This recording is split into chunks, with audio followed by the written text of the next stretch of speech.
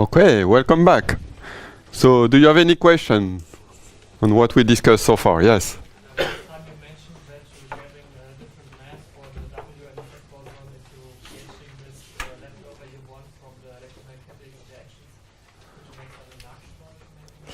So the different mass for the W and the Z. Well, I mean, that's something that you know, right? That the mass of the W is 1/2 G times V, and the mass of the Z is 1/2 the square root of G squared plus G prime squared times V, right? So there is a difference of mass due to the gauging of the U1 of hypercharge, right? And that's what is taken into account when you are computing the raw parameter, which is mw squared divided by mz squared times cos squared theta w, right? So this is, if you want, I mean, the measure of the difference of mass due to the gauging of the U1 hypercharge, right? Okay, good. So, so yesterday we identified indeed, I mean, an important symmetry, global symmetry structure of the standard model, which is this custodial symmetry, and that you have SO4, which is broken to SO3, and this is producing the free Goldstone boson that at the end of the day becomes the longitudinal component of the W and the Z, right? And we have understood that you can really describe the property of the Goldstone boson just by this symmetry structure associated to this coset space. We'll come back to that in a moment, discussing this Goldstone equivalence theorem, so which is telling you that when the W and the Z are highly boosted, so when they have a lot of kinetic energy, then you can really describe them in terms of the Goldstone boson, right? So it's a very much simpler description than really rather trying to do, the full gauge theory with a lot of space-time index, etc. So here you will understand really the structure and the behavior of the theory at high energy just by looking at the symmetry structure. So this was producing instead the free Goldstone boson. I have told you that you can describe this Goldstone boson in terms of this matrix that transform as under SU2 left plus SU2 right, which is SO4, right? In this way, G left times G right dagger. And you are describing this breaking simply by giving a valve to sigma, which is proportional to the identity, right? So the way you can describe this Goldstone is via the nonlinear sigma model, V squared divided by 4, the trace of d mu sigma dagger, d mu sigma, right?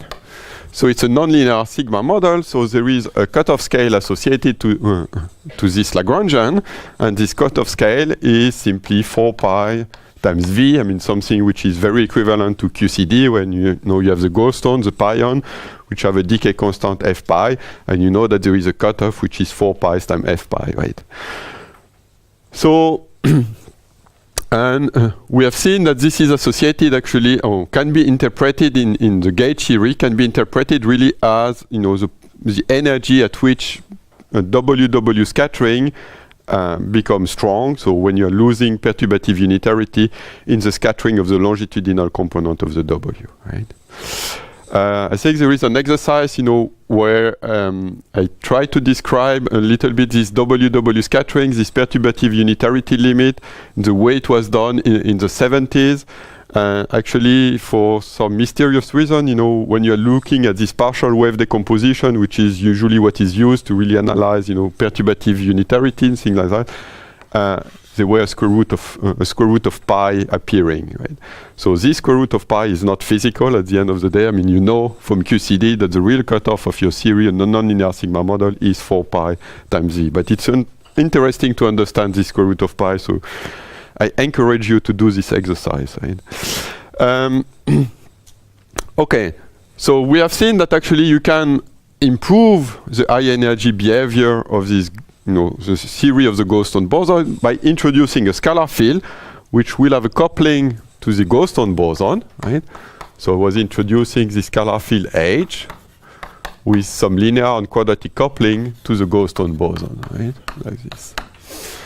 And what we have seen is that when you're looking at the scattering of the Goldstone boson, so this leads to the contact interaction among 4 Goldstone boson. I mean, there is many more interaction because it's really an exponential, so there is an infinite number of interaction with an infinite number of Goldstone boson.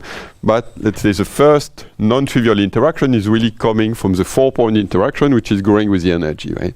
So that was giving you an amplitude that was growing like S divided by V squared. And then I told you that by introducing this extra scalar field, you get another extra contribution to the scattering amplitude via the exchange of the Higgs boson, right? And this was growing like minus A squared S divided by V, right? V squared. So in such a way that for A equal 1, the amplitude, the scattering amplitude remains finite at high energy, right? Okay, so what is happening is that introducing this scalar field X in the Higgs boson, you push the cutoff from the value which is 4 pi times V actually up to a scale which is 4 pi V divided by the square root of 1 minus A squared, right? Simply because you are partially, unitarizing your scattering amplitude, right? When A is different than 1, you still have a residual growth, but this residual growth is not controlled by the scale V anymore, it's controlled by the scale which is V divided by the square root of 1 minus A squared, right? So clearly here, you really recover the standard model, right? So standard model is A equal 1, then the cutoff is pushed to infinity. But you can have, a theory with a scalar field that looks like the Higgs boson, except that it will have slightly different coupling, right? So the standard model really corresponds to A equal 1, but you can have, deformation of the standard model with an object which looks like the standard model X. It will have slightly different properties, so A will be different, for instance. And in this case, you still have a cutoff which is higher than the naive cutoff without a Higgs boson, but it's not infinity because A is not equal to 1, right? So you will still expect to see new physics beyond the Higgs boson at an energy scale below this cutoff, right? So that's in particular the case of a theory where the X is actually a composite object, it's not an elementary scalar field. It will be like the pion. The pion of QCD are made of quark, right? The pion are composite object. So this is still an open possibility that the X that we have observed is not an elementary scalar field, but it's a composite scalar field. Right? So there will be new strong dynamics with new quarks, new strongly interacting quarks, and this new strong dynamics will produce one resonance, which is light, that you can interpret as a Higgs boson. And what I want to tell you is that in this composite X model, we will come back to that tomorrow, in this composite X model, indeed, you expect that A is different than 1, simply because in addition to the standard model Lagrangian, so in addition to the usual kinetic term for the Higgs boson, d mu h, the strong dynamics will generate also some higher dimensional operators. In particular, you will have an operator which is 1/2 of V squared times d mu h squared, right? So it's a dimension 6 operator, right? When one Higgs boson has dimension 1 in mass unit. So here I have 4 power of the Higgs boson, 2 derivatives, so it's a dimension 6 operator. So it is suppressed by a scale, and this scale is actually the compositeness scale of the Higgs boson. Right, the equivalent of f pi for the pion, it will be fx, if you want, the compositeness scale or the decay constant of the Higgs boson. And then it's easy to see that something we will discuss maybe in more details tomorrow. It's easy to see that in this case, the parameter A, so this kinetic term just give you A equal 1, but now that I've added this dimension 6 operator, we'll get a deviation, and this deviation is actually 1 minus v squared of f squared 1/2. At least when this ratio is a small ratio, right? So what is happening is that in those composite X model, you see that the cutoff will become, actually, lambda will become 4 pi times v divided by square root of 1 minus a squared. And this is 4 pi v square root of 1 minus, so it's 1 minus v squared plus v squared. So this is 4 pi times f, right? At least when again f is much larger than v, so such a way that I can always expand at the linear order in v squared over f squared, right? So you see exactly what is happening. You know, a theory, let's say, without a Higgs boson will have a cutoff 4 pi times v. Now I'm introducing a composite Higgs boson, right? With a characteristic scale, the compositeness scale, which is f, and what you obtain is that you have a cutoff for WW scattering, which is pushed to the scale where you expect to see actually all the resonances of the strong sector, right? The dynamical scale, the equivalent of lambda QCD, where you see appearing all the baryons, or the leptons, the meson, etc., which is 4 pi times f pi, right? Okay. So you can also compute, actually, with this dimension 6 operator, you can also compute the parameter b, which will be 1 minus 2 v squared over f squared. I'll come back to that again probably tomorrow. So here you see that, you know, in this composite X model, you get actually kind of universal behavior in this parameter space A and B that control the deformation of the physics, the X, away from the standard model. So the standard model is this particular point 1 on 1, right? 1, 1. So this is the standard model.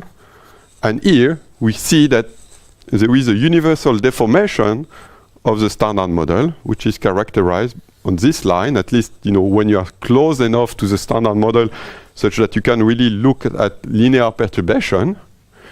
So you're expanding really in power of v squared over f squared. There is a universal relation which is telling you that, for instance, delta b, so 1 minus b, is equal to 4 1 minus a, right?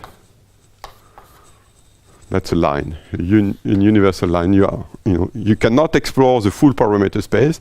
You are always constrained to be on a particular line, and that's really a peculiarity of having, you know, a X which is inside the doublet of SU2. While, for instance, you know, you could think, I mean, there have been some models like that are telling that the X that we have observed is not really a doublet, but it could be the Goldstone boson associated, for instance, the breaking of scale invariance, so which is called the dilaton. Right? So the property of the dilaton is again that, you know, you expect to have some coupling of the dilaton which are proportional to the mass, simply because, well, the dilaton is related to scale invariance, the mass are breaking scale invariance, so you expect to see the coupling related to the mass. So it's very similar property to the Higgs boson, right? Except that if you're looking at the effective Lagrangian for the dilaton, so you can again parameterize it, you know, in this general formalism with A and B. And here for the dilaton, what you will find actually,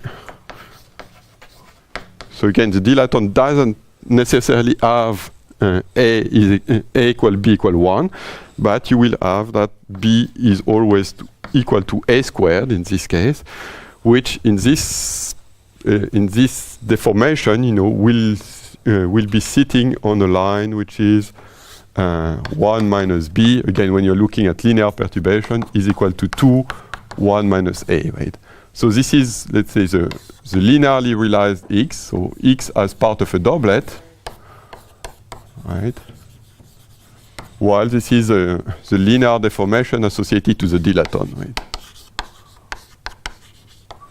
So this means that if you're able, for instance, to measure with good enough accuracy, you know, this parameter A and B, you know, you can really make the difference between various type of model of electroic symmetry breaking. You know. Understand whether the X is really part of a doublet, like in the standard model, whether it's another more exotic object like the dilaton. Right? So that's why it's the first motivation to look and measure precisely all the X coupling. Right?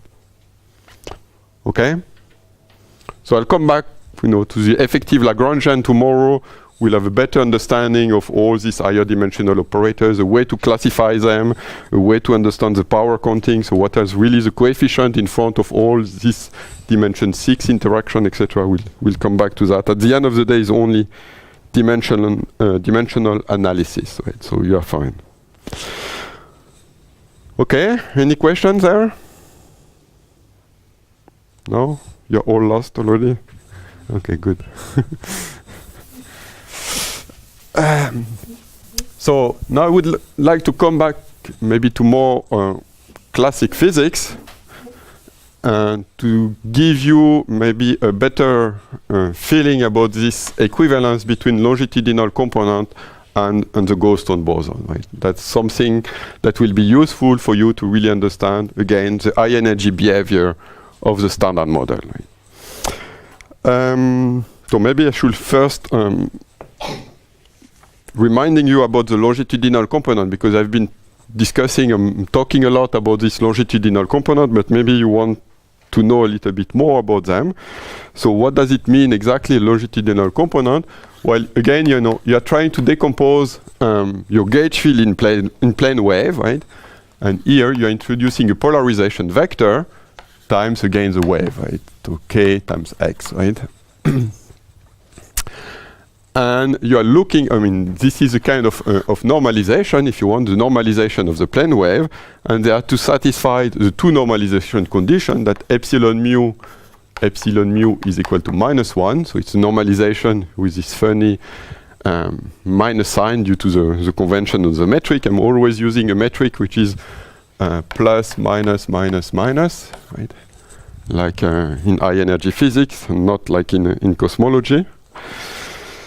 And the second normalization condition is that k mu somehow has to be orthogonal in the four-dimensional sense to the polarization vector, right, epsilon mu. So you are looking at solution to this equation, to these two conditions, and this will define the polarization of your gauge field, right? So now if k mu, let's say, if the wave is propagating in the z direction, so k mu will be simply energy 0, 0, and k, right? And okay, I'm looking at on-shell condition, so the mass of the W, for instance, will be equal to the energy squared minus k squared, right? Just Einstein equation, okay? So what are the solutions now to these two conditions in this particular frame? Well, the two conditions, the solutions, actually there are three solutions. So there is two transverse solutions, so two transverse polarization. And that's exactly when the polarization vector is orthogonal in space to the direction of propagation. So you can have 0, 1, 0, 0, or you can have 0, 0, 1, 0, right? So this is obviously orthogonal to the direction of propagation, right? You don't need to have the time component. It's just orthogonal in space, in three-dimensional space, and it's normalized to 1, right? And in addition, you have this one longitudinal polarization,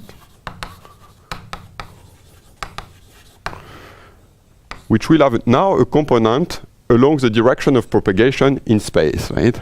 So you can see that actually this polarization vector exactly satisfied these two conditions, right?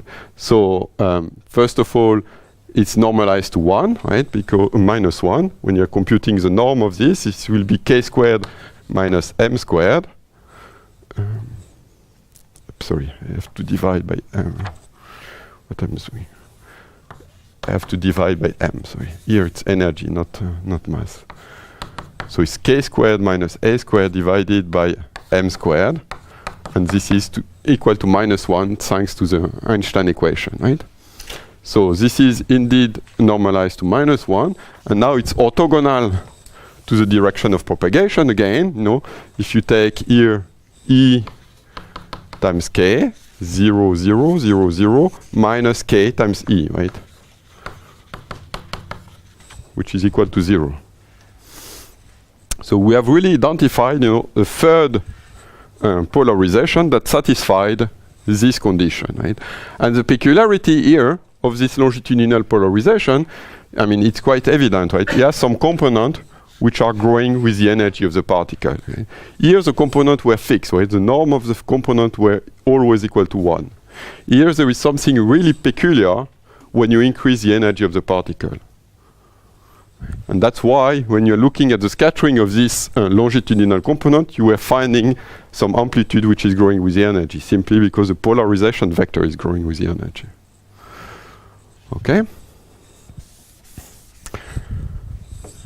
So why you cannot do that with a massless photon? So okay, clearly there is something here very strange appearing when the mass goes to 0, right? So you understand that you cannot use this, you cannot have the longitudinal component for the massless photon.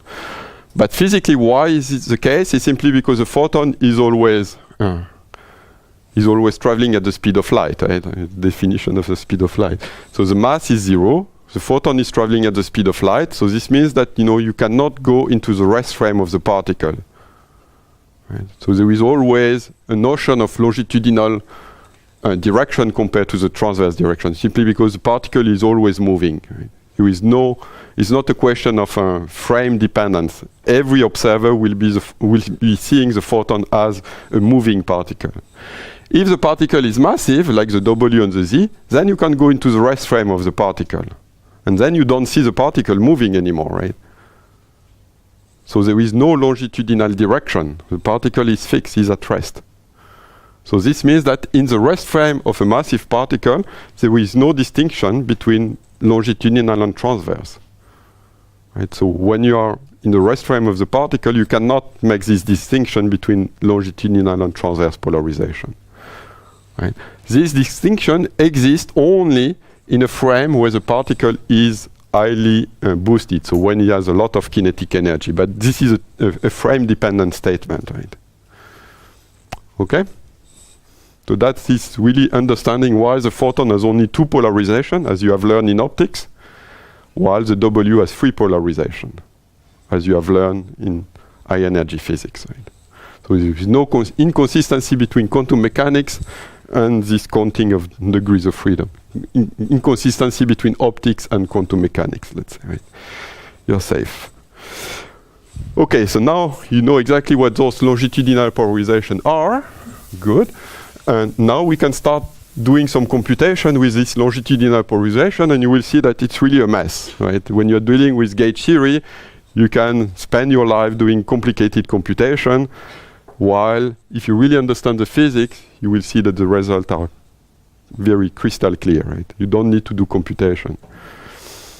So that's why it's important to understand this Goldstone equivalent theorem.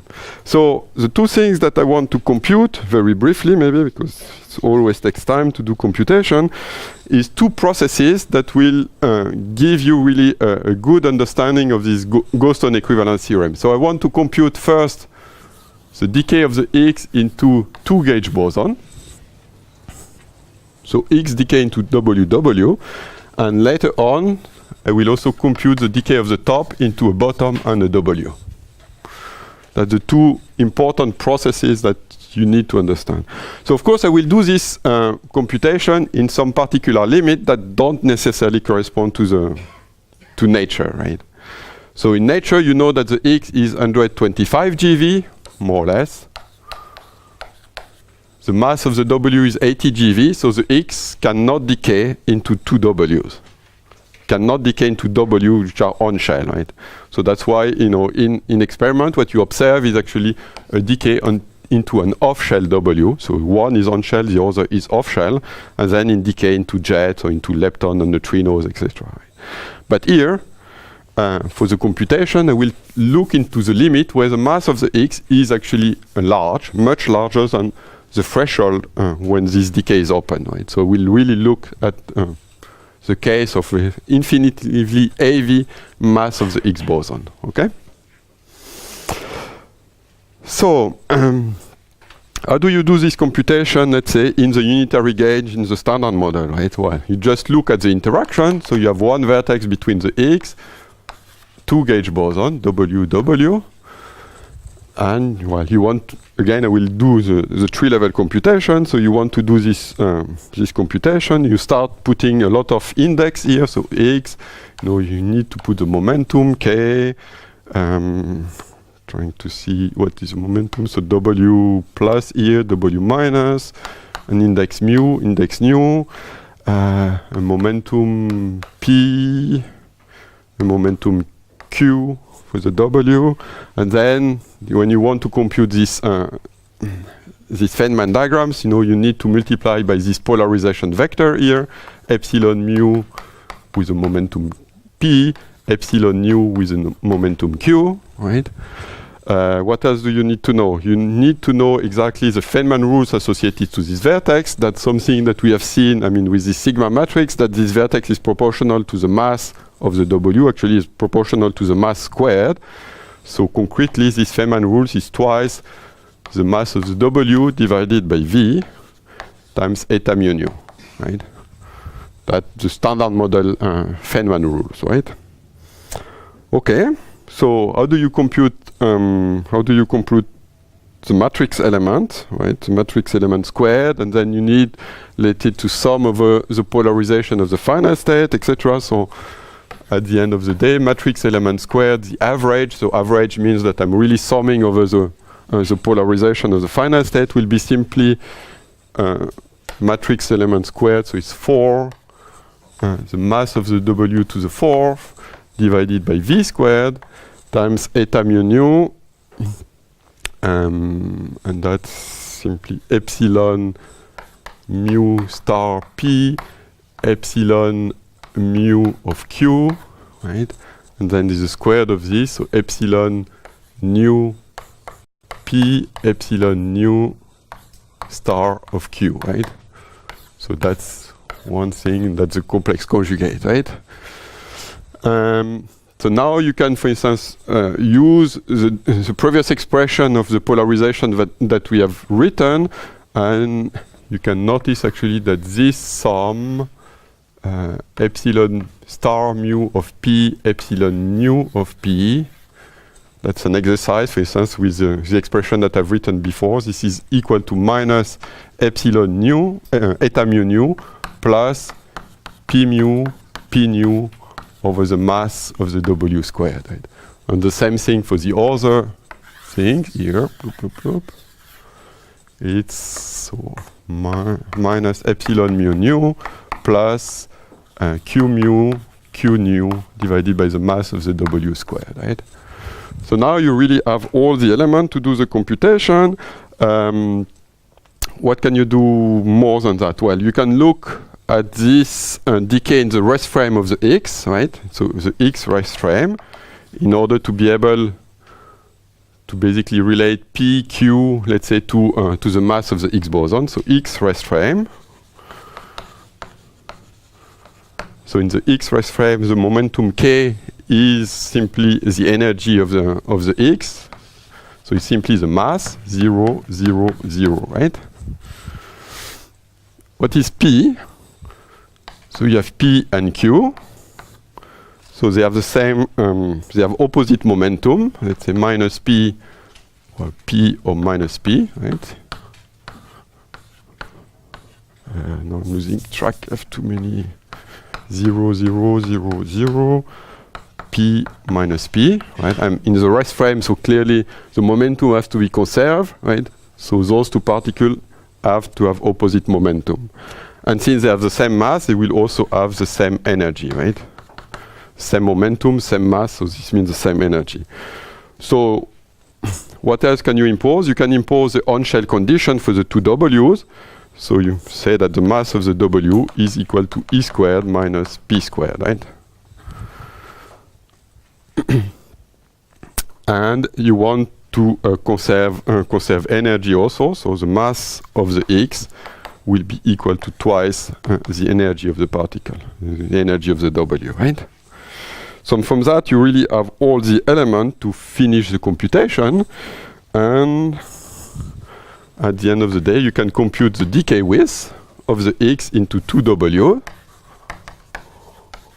W plus W minus, and by kinematics, it's just the matrix element squared divided by 8 pi mass mass of the X squared in the denominator times the value of the momentum, right? Okay, that's just kinematics, right? And if you plug all this expression, I will spare you the detail of the computation of the Lorentz index, etc. This is equal to mh cube divided by 16 pi v squared, and then it's 1 minus x squared plus 3/4 of x to the fourth times just the threshold behavior, where x is actually simply the ratio of twice the mass of the w divided by the mass of the x. Right? Okay, so that's the final result for the decay width. So it's rather complicated, and what we are interested in is actually understanding, you know, or if you want, see how it behaves according to the polarization. So here I'm summing over all the polarization. Yes? Sorry, so you apply the on-shell condition to both W? Yes. So as I say, I'm looking, you know, I'm not looking at the standard model case. I'm considering the case when the X is heavier, much heavier than the mass of the W. Why is that? Simply because I want to look at in my theory when the W are very energetic. You know, this Goldstone equivalence theorem is there to understand the behavior of the theory at high energy. So I want to consider the case where I can produce a W with a lot of kinetic energy. Right. Okay. So oh, it's a tree-level computation, so it goes. You subtract the Gauss cross-section for the final state, like x2 c plus c minus, or change the polarization sum. So sorry, what do you want to do? So here I'm summing over the polarization, right? So that's the final, complete decay width. So I don't need ghost. It's on-shell computation at tree level, so there is no ghost contribution. I mean, you can do the computation in the unitary gauge, right? I don't think there is any subtlety. Okay, don't be afraid. Okay, so the question now is indeed how this decay width, let's say, is distributed among the different polarization of the W and the Z, right? Well, tell me if I'm doing something wrong. I'm always here to learn from you, right? Okay. So here I've used this trick, you know, to sum over the polarization. Now in practice, you can indeed plug explicitly the expression of the polarization vector that we have derived previously to really see the polarized decay width. So X decaying into two longitudinal polarization, longitudinally polarized W, and this will be equal to, so it's simply actually the term which is proportional to identity here. So it's mh cube, let's say, divided by 16 pi v squared, right? While okay, in principle, I should complete this computation is 1 minus x squared. Don't want to give you wrong result. Yes, minus x squared plus 1/4 x to the fourth divided by 1 minus x squared, right? And for the transverse polarization, it's only actually start with this piece in x to the fourth. So it's x to the fourth, and it should be quarters, so it should be 1/2, right? Such a way that 1/2 plus 1/4 is this 3/4 that I had here, right?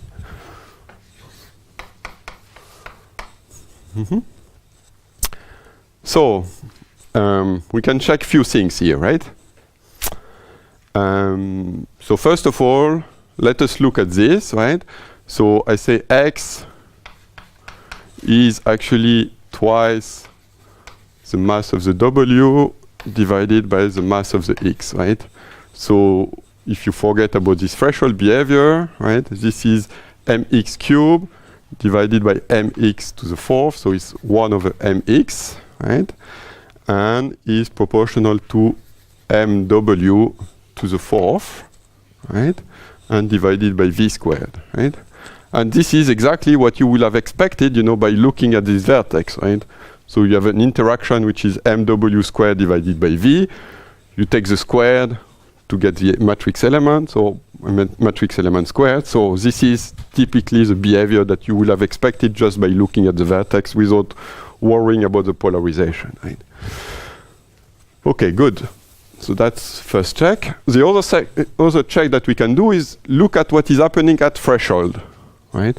So at threshold means that x is equal to 1. So basically the mass of the x is exactly equal twice the mass of the w. So you are just at threshold where the decay can happen on shell. Right? Okay? Sorry to ask again, but how do you get this derivation from the total decay? Well, I mean, if you want to look at the particular polarization, you need to keep the explicit expression of the polarization. Here, I've done a simple trick to sum over all the polarization, so I was using this formula that you can derive. I mean, you don't need to look individually, but okay, if you want to look individually, this is the result, right? So, yeah, I say, let's look at threshold, right? So again, I want to give you a feeling that this result is correct, right? I mean, so at threshold, the mass of the x is twice the mass of the w, so x is equal to 1, right? And so if you forget about this threshold behavior, right? I mean this is just due to the fact that you want the decay width goes to 0 when you are just on threshold, right? So for x equal 1, you see that this is equal to 1/2, and this is 1 minus 1. Yeah, so this is 1/4, right?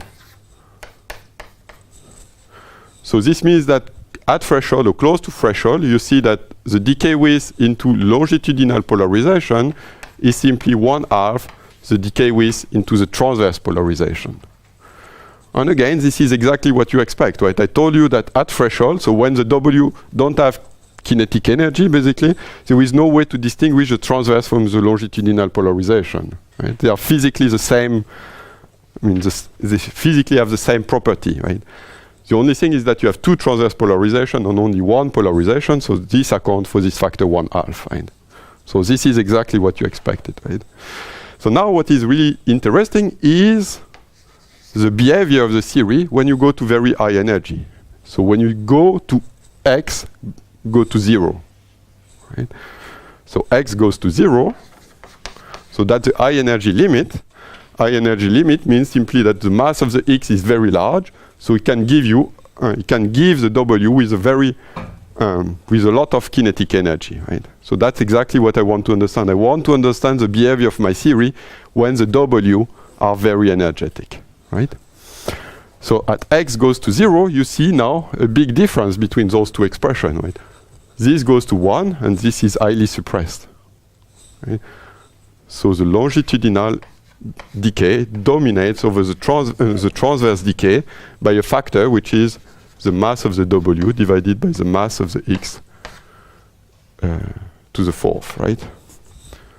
So at high energy, you are obtaining only longitudinal polarization. The W are produced longitudinally. You can totally forget about the transverse polarization. There are just some perturbation or some pollution, right? The object, the relevant degrees of freedom at high energy are those longitudinal polarization, right? Okay, is it clear? So now, of course, we know we have identified the relevant degrees of freedom at high energy. Now I want to understand how to obtain this result. I mean, in a very simple way, right? I don't want to spend my time doing those computations, which are always a mess, and you can make many mistakes with them in mu, nu, etc., the polarization. If you don't know the result, the first time you will do it wrong, of course, right? So I told you that at high energies, this longitudinal polarization can be described as a Goldstone boson. So now, I told you that at high energies, this decay should be equivalent to the decay of the X into 2 Goldstone boson. Right? So this, at high energy, should be equivalent to the decay of X to phi plus, phi minus, right? The 2 charge Goldstone boson. So where can I get this interaction between the X and 2 Goldstone boson? Where do I get this vertex from? Any idea?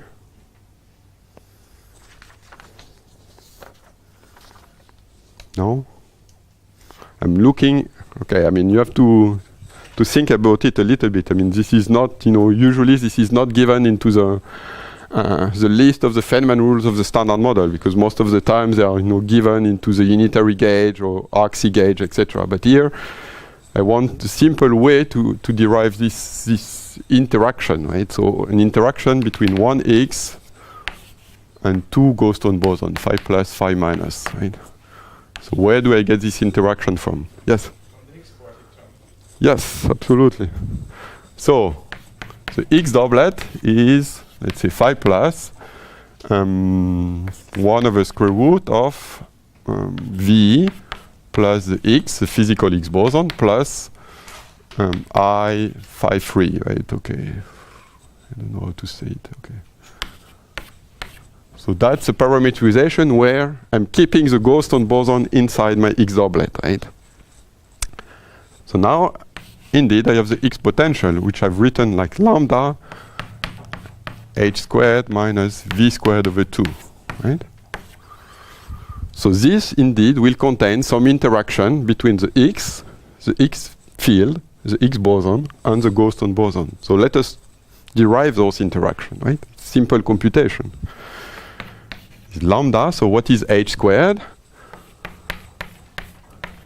H squared is simply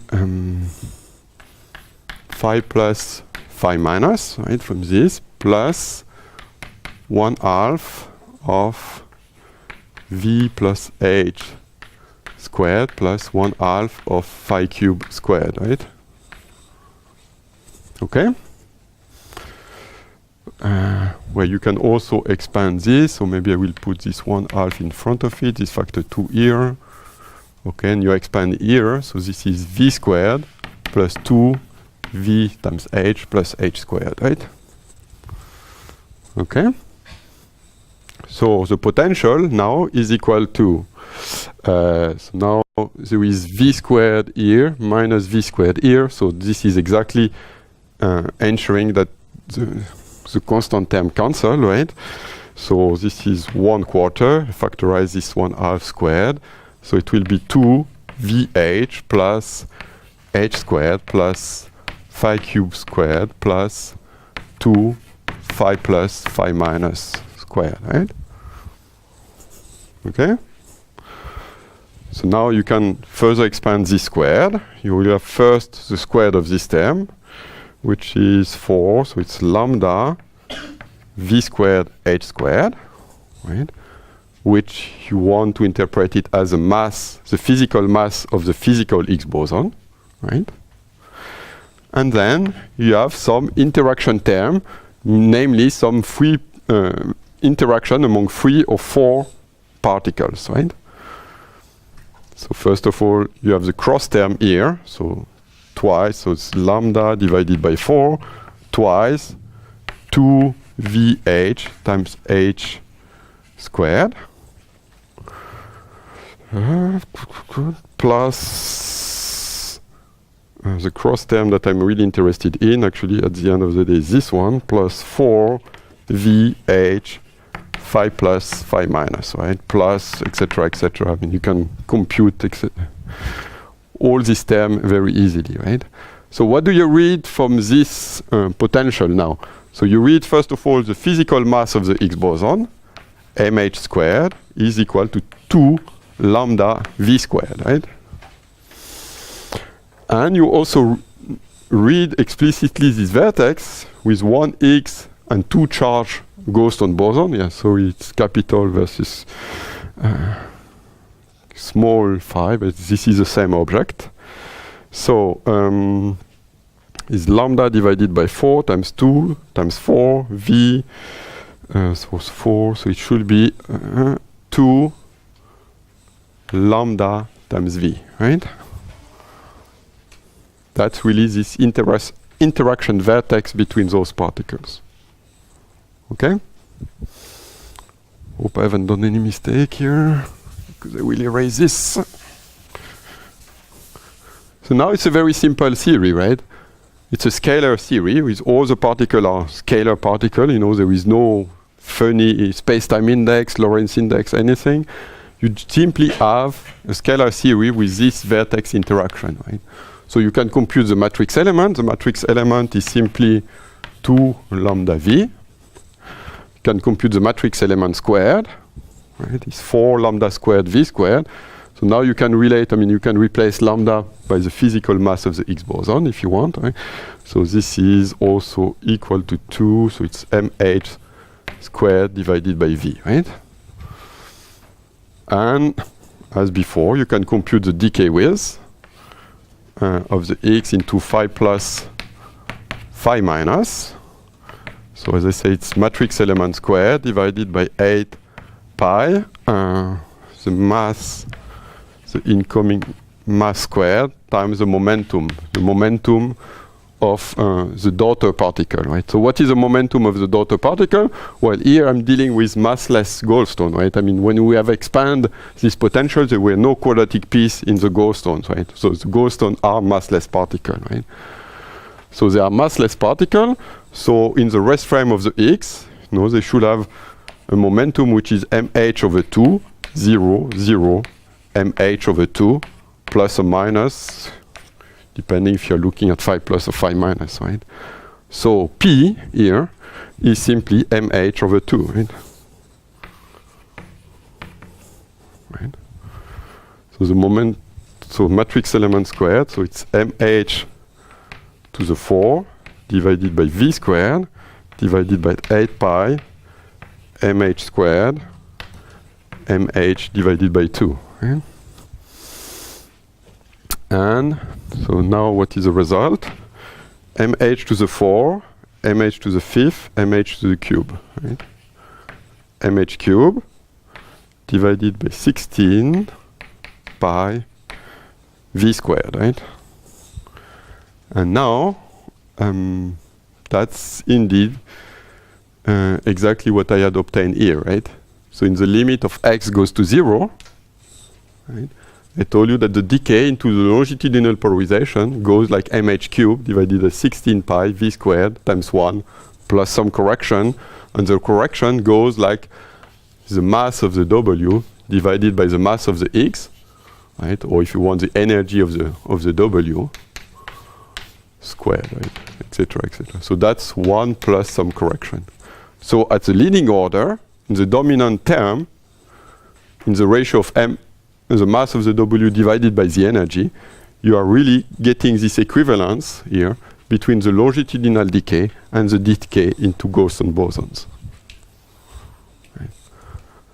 Okay, here the theory was really much simpler, right? You really have to do dealing with one particular degrees of freedom. It's a scalar theory, so no complicated index and anything. You can really do this computation in one line without having to open any quantum field theory book to remember all the convention, etc. So we have really be able to identify what is really the physics of this W at high energy, right?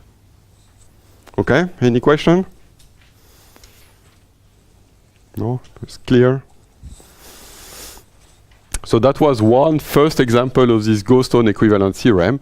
You can do exactly the same thing for another decay, this time that exists really in the standard model. This is open decay that is observed in this particular limit, okay, which is the top decay, the top quark. So the top decays into a W and a bottom quark, okay? I mean, this is almost 100% of the time that the top decays into this channel, right?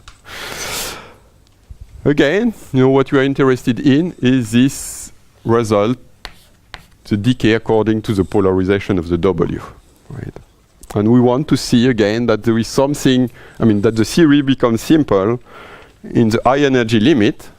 So in the high energy limit means again that the mass of the top is much larger than the mass of the W, much larger than the mass of the bottom that I will anyway take equal to 0 for this computation. Right? Okay? So it's very similar computation. Same techniques basically. You can look, let's say, in the standard model, in the unitary gauge. So you have a vertex between the top, the bottom, and the W, right? And this is only the gauge interaction. So the thing that we have written on the first day, on Monday. This is just G divided by square root of 2, gamma mu 1 minus gamma 5 divided by 2, right? So now I need to put some index, so it's W plus, okay, so we have the momentum, how do you call it, PT, PB, momentum, I think, I don't remember, K, okay. And again, here, to compute this, you need to look at the polarization, so epsilon star mu of K. So you have all the elements to do this computation, right? The matrix element, for instance, will be, what will be the matrix element? It will be the vertex, G divided by 2,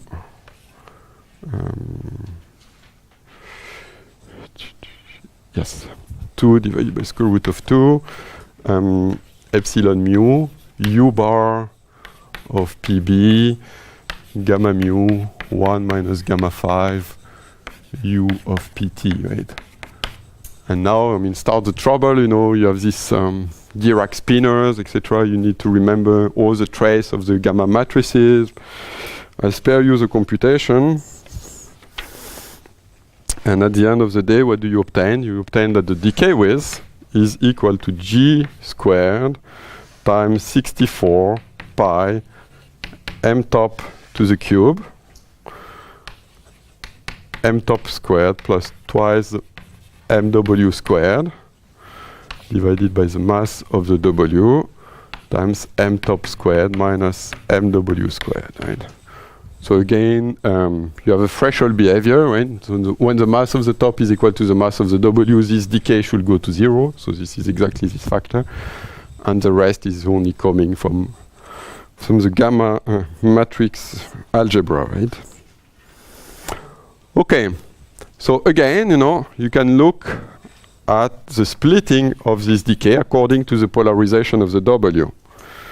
And you will find that for the transverse polarization, this is G squared times 64 pi m top cube twice m top minus mw squared to squared, while for the longitudinal polarization, gamma longitudinal is G squared times 64 pi m top cube m top squared divided by mw squared, and then again this threshold behavior,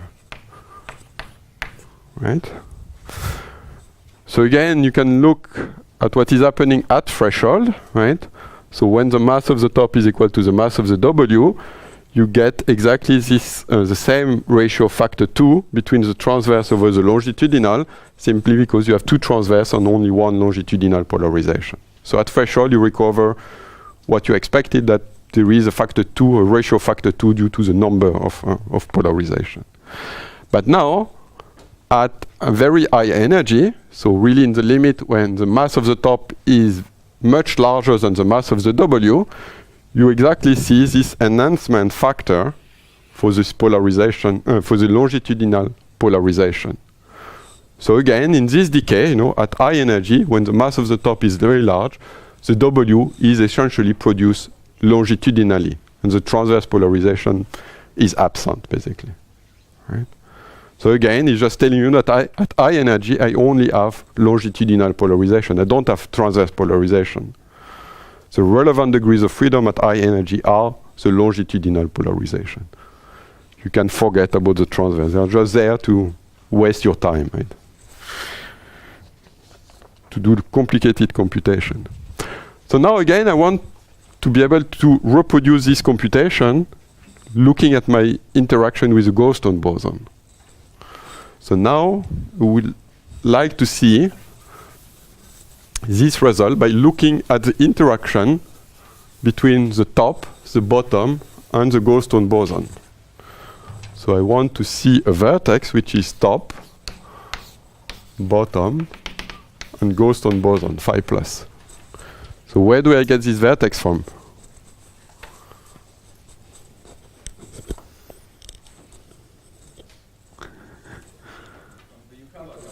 The Yukawa interaction, perfect. Okay, so the Yukawa, so y top, q left, the x, and top right, right? That's the top Yukawa coupling, right? Plus the hermetic conjugate, right? So now, I've erased already. So the x was phi plus 1 over square root of 2 v plus h plus I phi cube, right? So by the way, phi plus is really w plus, the longitudinal w plus, and phi 3 is actually the longitudinal z boson, right? So you can repeat the same thing for the, using the z, for instance, in particular in the previous computation, where you could look at the decay of the x into 2z boson, right? And that you will need to look at the interaction with phi 3, right? Okay, so now what is this vertex? Well, just y top times, so here you would like to keep the bottom now, so it's bottom left bar, bottom will come with a phi plus, actually it would be phi minus, so probably there is complex conjugate, phi minus, top right.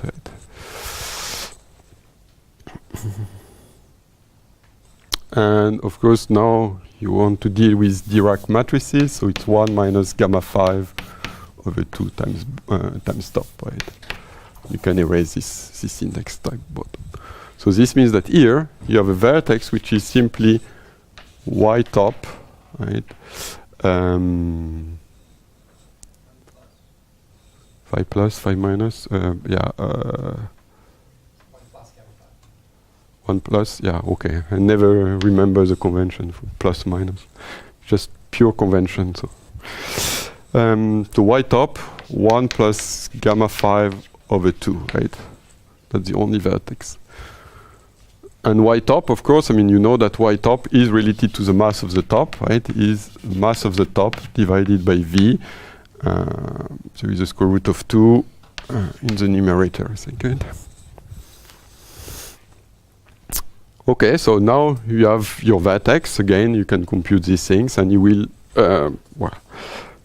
so you have the matrix element. In the end, the matrix element in this case is what is 1/2 because you want to average over, I think, the helicity of the bottom. So you need to introduce this 1/2 factor. The matrix element, okay. Matrix element squared, sorry, 1/2 there. The squared of this, which is twice mt squared divided by v squared. And then you still have this Dirac spinors. At the end of the day, it will give you 2 pt times pb, right? Again, you have to do a little bit of Dirac algebra, but that's the result. And now you look in the rest frame of the particle, of the top quark. So pt is simply the mass of the top, 0, 0, 0. pb is mass of the top divided by 2, 0, 0. Mass of the top divided by 2, because I've taken the mass of the bottom to be 0. So pb squared has to be equal to 0. And p phi plus, right, is also massless particle, so 0, 0 minus m top divided by 2, right? Okay. So now you have the matrix element, so you can compute this product of the momentum, and you can again compute now the decay width, which is again the matrix element squared divided by 8 pi the mass of the top times the momentum of the daughter particle, which is m top divided by 2. Right? And now if you plug everything, so what is this expression? Pt times Pb, m top, so it will be m top squared divided by 2, right? So these two cancel, so this was m top to the 4th divided by v squared.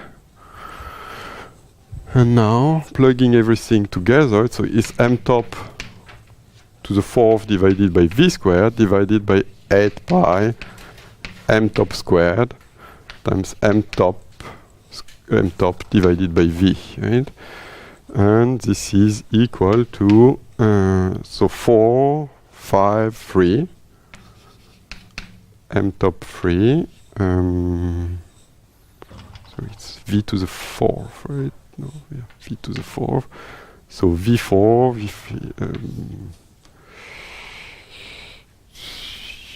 no, what I'm doing here? My dimensions are not correct anymore, no?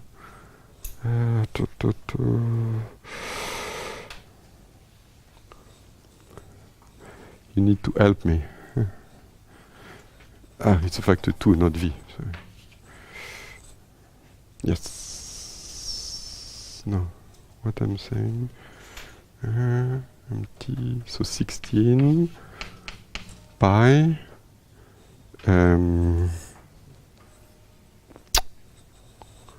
V squared. You should correct my mistakes.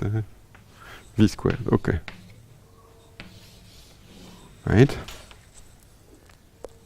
And this is exactly the result that I obtained here. You know, in the limit of m top goes to infinity. So this is m top squared, m top to the 4th divided by m top cube. So it's indeed m top to the cube, right? So here, this is just g squared. I'm going below the line, sorry. 64 pi m top cube divided by the mass of the w squared, right? And now you know that the mass of the w is 1/4 g squared v squared. So this exactly match this result, right?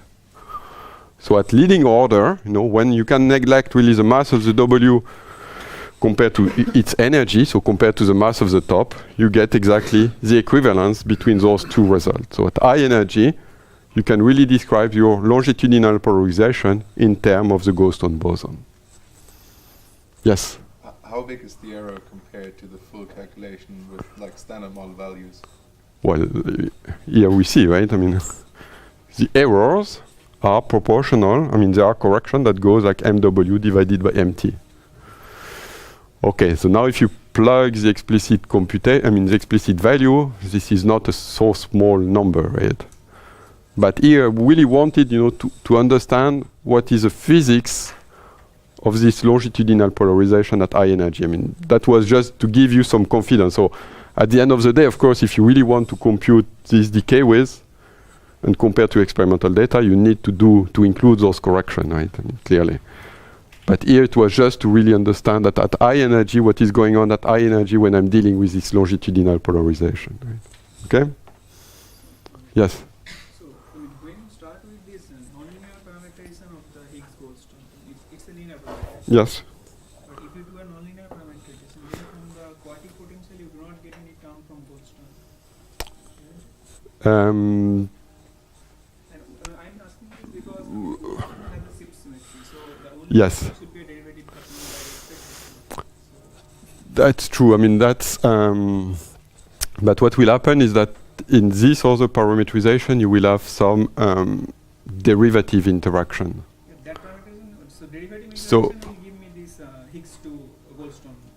I mean, Higgs to Goldstone will be a derivative. Well, you will have some interaction that involve, let's say, the Higgs, two Goldstone boson with derivatives. So it will be something like that, pi squared. You could do the computation with this Lagrangian. It's much more complicated, of course. And you know that the physics at the end, I mean, when you're computing an amplitude, you can always redo some field redefinition. The physics is independent of the parameterization that you are using. So Is from the potential, is it evident that my potential has a shift symmetry? yeah, I mean, they are Goldstone boson. So yeah, you need, I mean, if you use this exponential parameterization of the Goldstone, there is this shift symmetry, and then indeed there is no non-derivative interaction. So you will have to do your computation with this complicated interaction. You will find the same result, of course. It's much more complicated. So No, but I mean, in your potential there was a term. yeah, because I was not using this exponential parameterization of the Goldstone. But isn't the shift symmetry should be somehow evident in the No, it's not evident if you look in the linear representation that I was using for the Goldstone. Yes. Yeah, it will be a mess. So depending on what you do, you have to choose your right parameterization of the field. Yes. Some cases it will be useful to look at this exponential parameterization. In some other cases, like in those computations, it's easier to use this linear parameterization. There is no universal recipe. I cannot tell you, when you have to use which parameterization. It's just case by case. Start to do your computation with one parameterization, with the other, and choose the most appropriate one. Right? Okay. Yes. I don't understand why you have to go to high energies to get the matching right. Because my understanding was that the longitudinal component of gauge boson is coming from eating these Goldstones is kind of an energy independent statement. Why does it work at low energies as well? Well, I mean, I think if you want to do your computation, let's say in RC gauge, where in your spectrum you will have the Goldstone and you will have all, let's say, the polarization of the W, you have to include everybody, and I mean the computation will be a mess. I mean, But I mean, if you But- compare unity gauge to just like Tilk-Feynman gauge, yes. you can isolate the longitudinal component stable, and you can also isolate these two gauge bosons. One would assume that they're the same.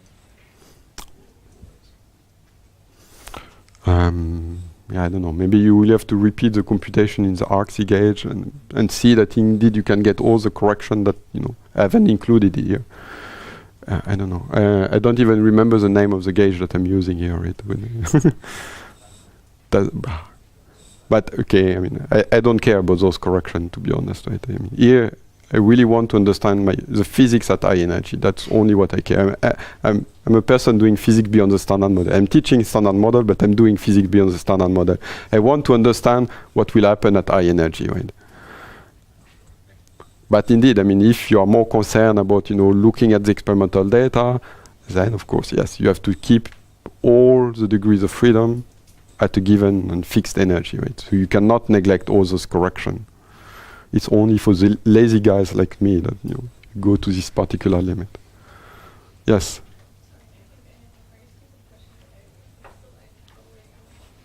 So why, when we're talking about high energies, why doesn't top go up? Well, here I'm talking about high energy for the W, right? And the energy of the W is related to the mass of the top, right? The energy of the W in this decay are just coming from the mass of the top, right?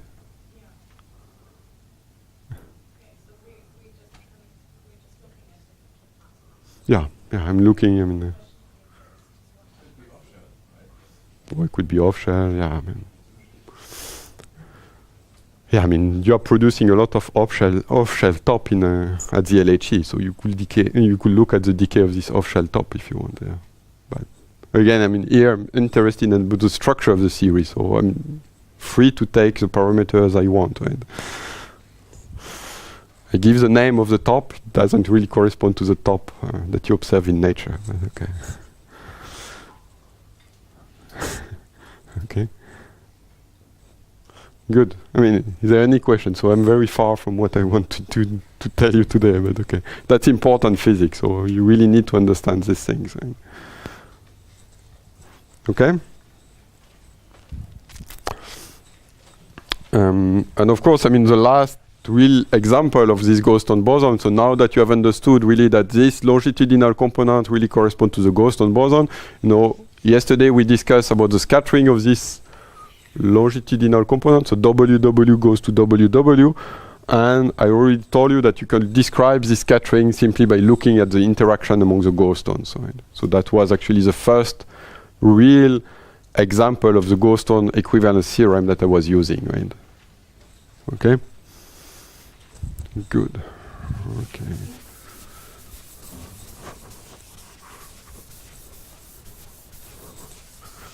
So of course, you know, here, I mean, in the standard model, you could do your computation in the unitary gauge because you know the model, right? But in nature, we don't know what will come beyond the standard model. So you need really to, you know, to focus on what could be the relevant degrees of freedom at high energy, understand the behavior of those the relevant degrees of freedom just using the symmetry argument without knowing the details of the theory because you don't know the details, right? You are there to guess what will be the theory, right? Not doing computation with a theory that you don't know yet. Of course, you can do your computation in the MSSM for the rest of your life, right? But maybe this is not relevant for nature.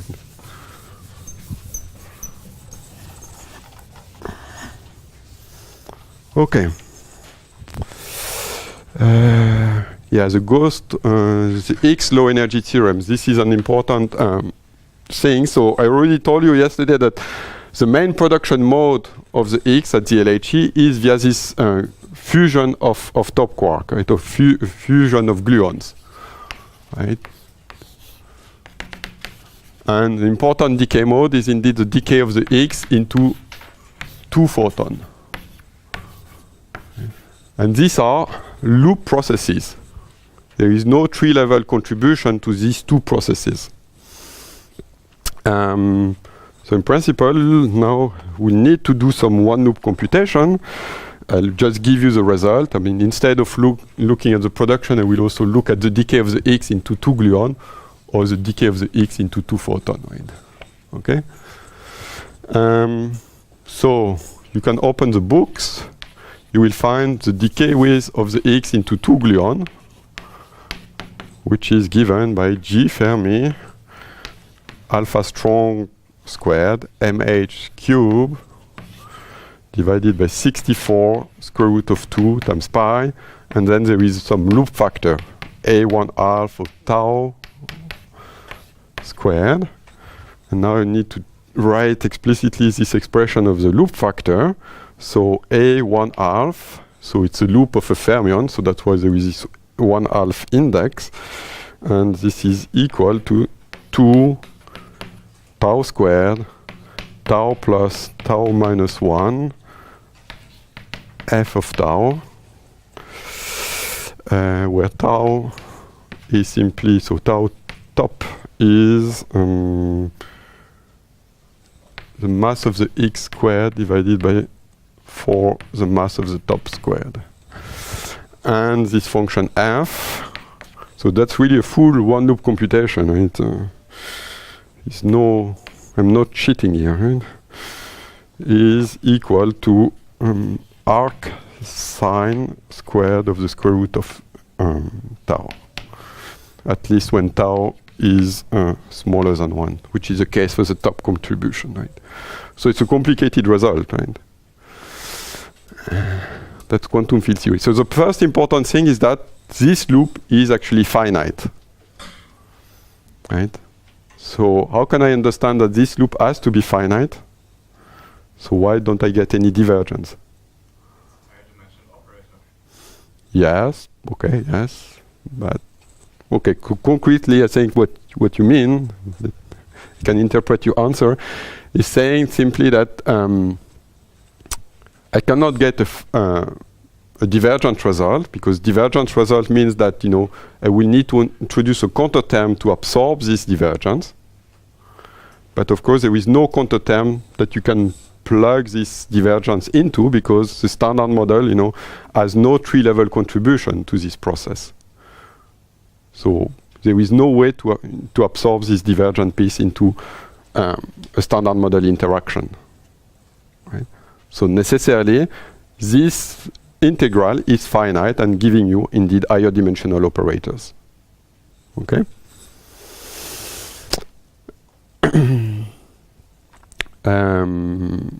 So now the non-trivial piece, if you want, is that this integral is finite also when you send the mass of the top to infinity. Right? So I told you that here, I mean, the particle that is running into the loop, at least for the gamma, it's a little bit more complicated, but for gluon, it's rather easy. The only particle, well, at least I'm neglecting the other quarks, the only particle is the top, right? I'm only including the top because the bottom will have a very small, I mean, all the other quarks will have a small interaction with X. So the dominant contribution is really coming from the top, right? Again, if you want to compare with the data, you also need to include actually the bottom contribution, etc. But okay, that's precision measurement. I mean, I'm not doing precision measurement in this lecture, right? So the mass of the top goes to infinity. So here I have some propagators. The propagator of a fermion is 1 over m top, right? And here the vertex is an interaction between the X and the top. So this is proportional to the top Yukawa, which is proportional to the mass of the top, right? So at the end of the day, when you're computing this integral, you know, you have the integral over the momentum, so d4 p, and then you have the propagator, so it's p slash minus m top, free power, right? And then I have interaction, which is 1 power of the top. So it's not totally obvious that indeed this integral should be finite when m top goes to infinity. And I was thinking again about it last night when preparing this lecture. I couldn't find a good argument why it is actually finite. But it is finite. It is finite because when you send tau to 0, right, this actually goes to a constant. So it goes to a constant, so there is nothing that depends on the top mass anymore. I mean, the top mass goes to infinity, and I still get a finite contribution. Okay, and this constant is equal to 4/3. Right.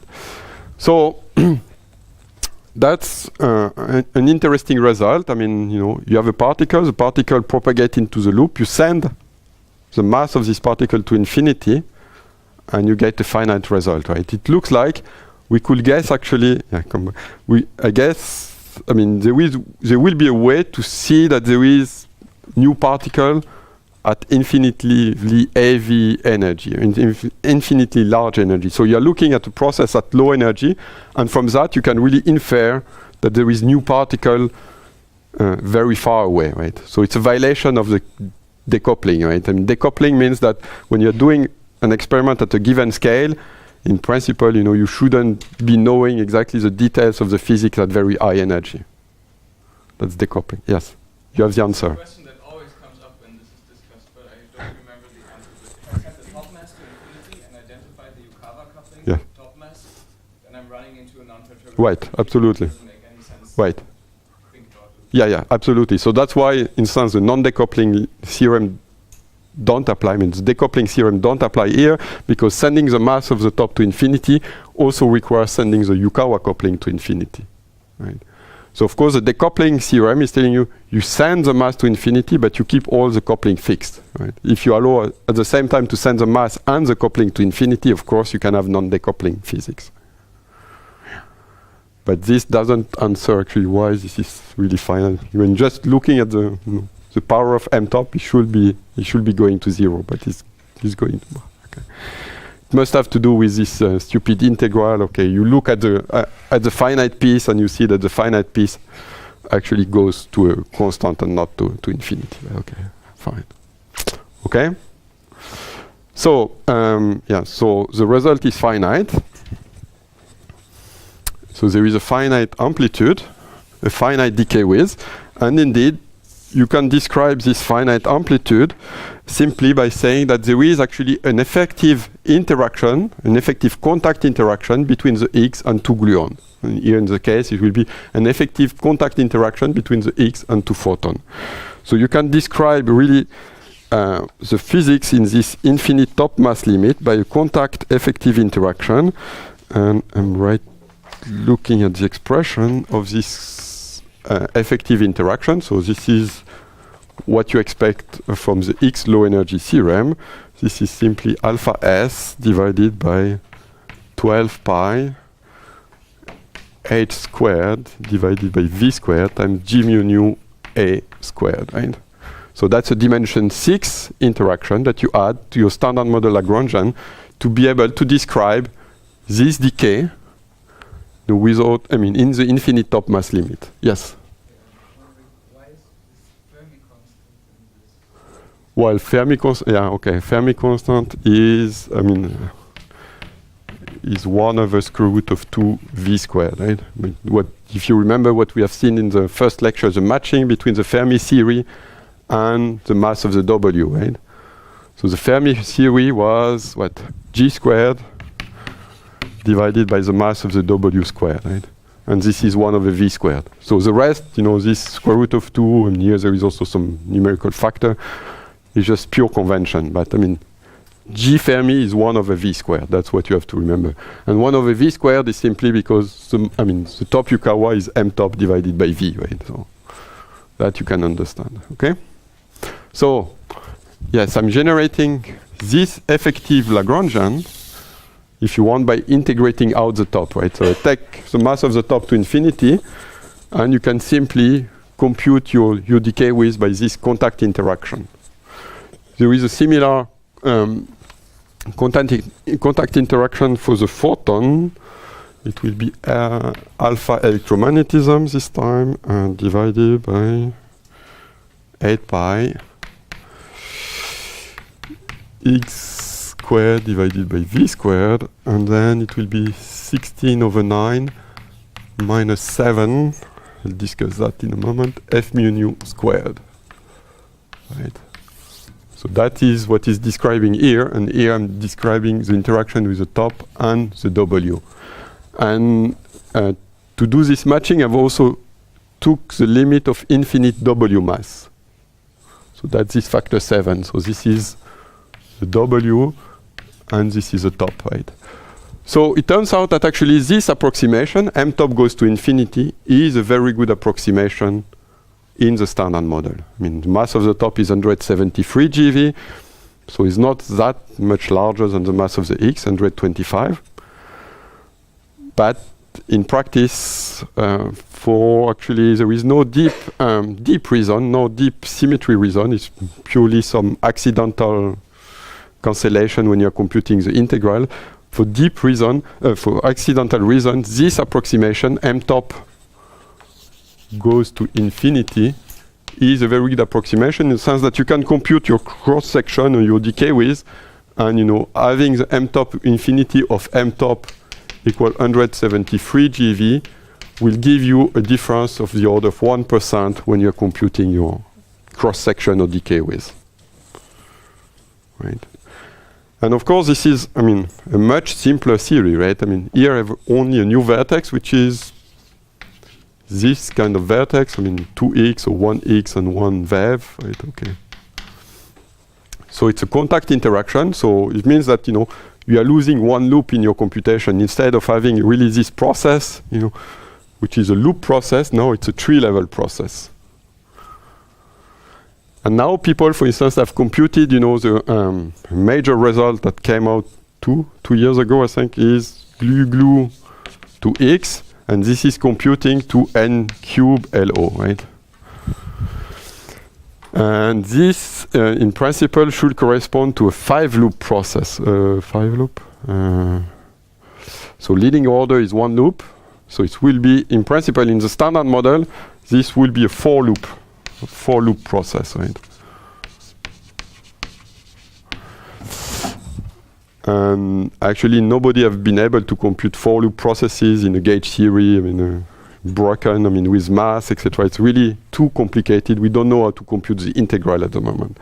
So this has been computed only in the limit of infinite top mass. So in this case, it's only a 3-loop process.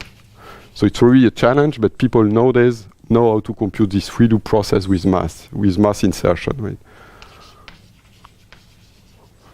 So, yeah. So GLU is known to n cube LO, but only in the infinite top mass limit. M top goes to infinity. That's a much simpler theory to compute with. Okay? Any question? What is the center of mass energy that this 1% corresponds to? Well, I mean, here it was for the decay, so the decay there is no question about the center of energy. For the production, I mean, doesn't vary much about, I mean, this ratio doesn't vary much with the energy. So it was for 8 TeV or for 13 TeV, I mean, it's about 1% or 2%. Aurora correction should be in terms of momentum over top mass. Yes, so yeah. Correction. Yeah, you need to look at what is a relevant typical energy scale in this process. Yeah. So for the decay, it's easy because it's only the mass of the X. For the production, is more complicated. Yes. Okay. I don't have so much time left, but at least I can give you a feeling of actually where this effective theory is coming from, right? So how can you, for instance, guess exactly what are the coefficients here? You know, so I've obtained this matching, you know, with this full computation of the one-loop diagrams, etc. And at the end of the day, I got this particular result, this particular coefficient in front of this higher dimensional theory, right? So the trick, I mean, or the answer is that these coefficients are actually related to the contribution of the top quark to the QCD beta function. So you can really easily guess or compute this coefficient in front of these higher dimensional operators simply by looking at the way alpha strong runs with the energy, in particular, you know, what happens when you are crossing the top threshold, right? So how can I make this connection, or at least give you really a feeling?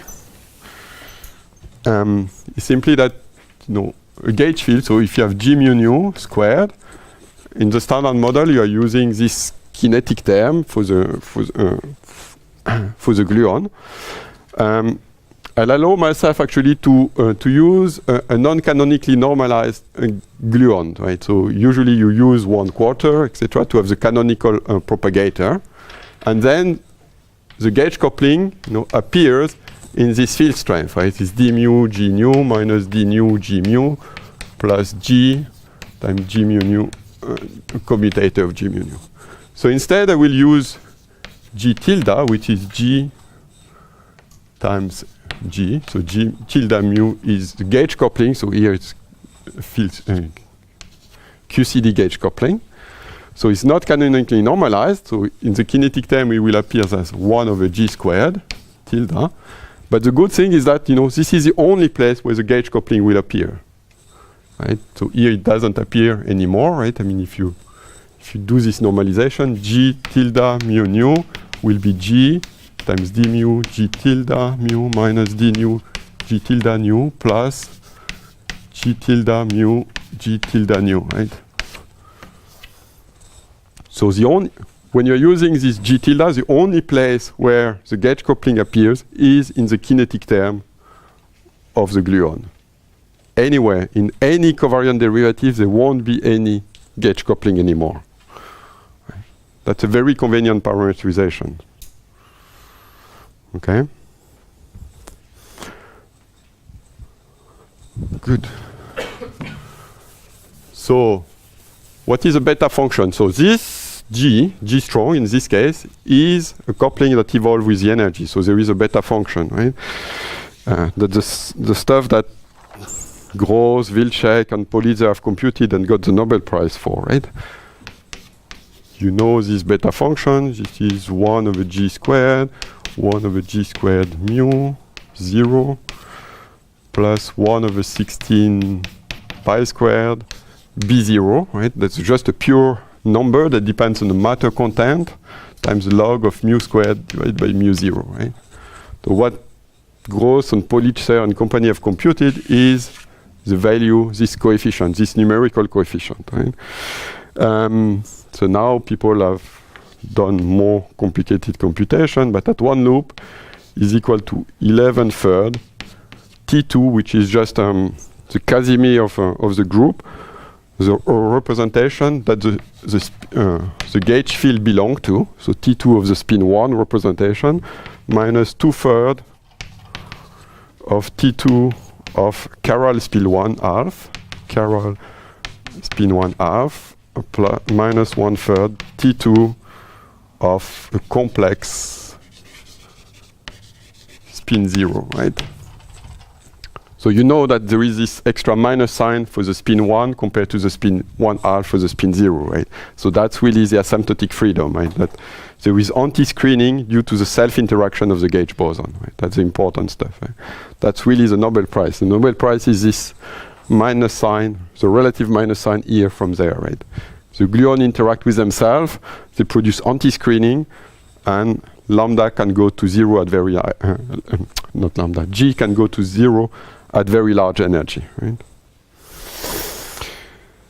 Okay, so now, what is the connection between those two things, right? It seems a little bit mysterious a priori, but it's not.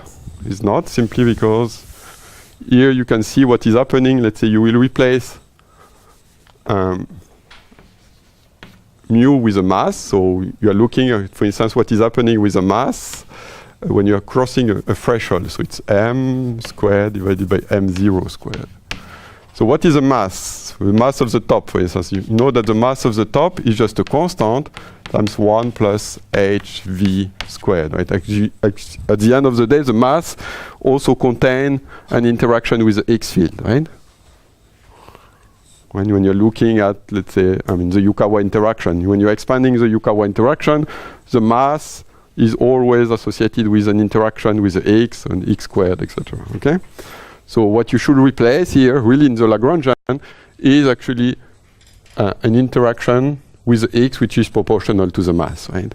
So here, you get something which is log of 1 plus h divided by v squared, right? So you can expand, and this is in power of the x, this is equal to 2 v over x, right? Okay? So now, what is going on here, right? So you get, effectively, you get 1/4, a constant, right, which is 1 over g squared, 0, let's say, plus 1 over 16 pi squared, b0, which is a coefficient, that depends on the particle, or delta b0, times 2 h over v, times g tilde mu nu squared, right? Okay, so now you can go back to the canonically normalized gauge boson. This will be 1/4, 1 plus g0 squared divided by 16 pi squared, delta b0, 2h divided by v, times g tilde mu nu squared. Right? So now, when you have a particle like the top, the top gives you a contribution to the beta function, and associated to that, you will actually expect to see an interaction between the X and the gluon field strength, right? And from the formula that I've written before, you can exactly compute, delta B0 associated to the top quark, both for QCD and QED, and you will exactly recover actually the previous expression that I've written here. So this low energy contact interaction is actually associated to the running of the gauge coupling. You can do the same thing with a W, and it perfectly agrees. Right? Okay, so I think I will stop here. Of course, I'm happy to answer any question that you may have. Thanks.